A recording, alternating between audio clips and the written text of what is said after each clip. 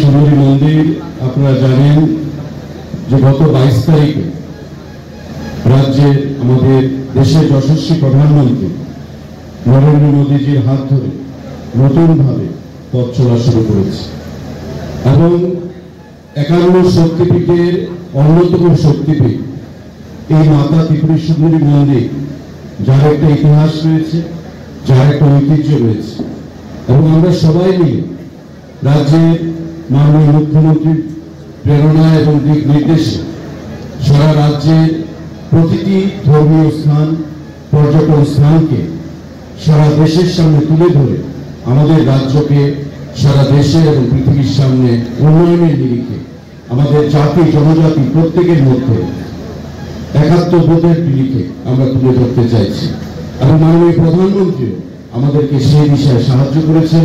প্রসাদ প্রকল্পে আমাদেরকে প্রচুর অর্থ প্রদান করে রাজ্য সরকার এবং কেন্দ্রীয় সরকার যৌথভাবে প্রায় 52 কোটি টাকা খরচ করে আমাদের এই মাতা ত্রিপুরী সুন্দরী মন্দির নতুন করে আমরা পথ চলা শুরু করেছি।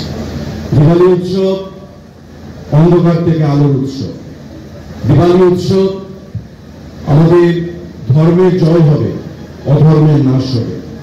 আজকে সারা দেশে সারা পৃথিবীতে এই দিওয়ালি উৎসব জনগণ পালন করছে। আমরাও মিলিত হয়েছি এই দিওয়ালি উৎসবে। জাতি জনজাতি, জাত পাত, ধর্ম বর্ণ নির্বিশেষে আজকে মন্দির নগরী উদয়পুর আজকে জনগণের ঢল নেমেছে, যে আগামী 2 দিন 3 দিন লাখো লাখো লোকের সমাবেশের মাধ্যমে, ঢলের মাধ্যমে সমাপ্ত হবে। আমি মেলা কমিটির প্রতিটি মাতা ত্রিপুরী সুন্দরী মন্দিরে এমনিতে বিগত দিনেও আপনারা দেখেছেন পর্যটকদের ফুটফল কি ধরনের ছিল।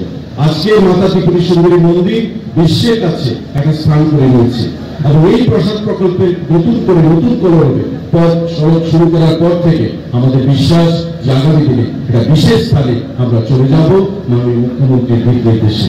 আজকে এই শুভ অনুষ্ঠানে, সুন্দর অনুষ্ঠানে মাতা ত্রিপুরী সুন্দরীর চরণে প্রণাম নিবেদন করে আমি সেই আশাই ব্যক্ত করছি এবং মেলা কমিটিকে আবারও অনেক অনেক শুভেচ্ছা জ্ঞাপন করছি। সবাইকে নমস্কার।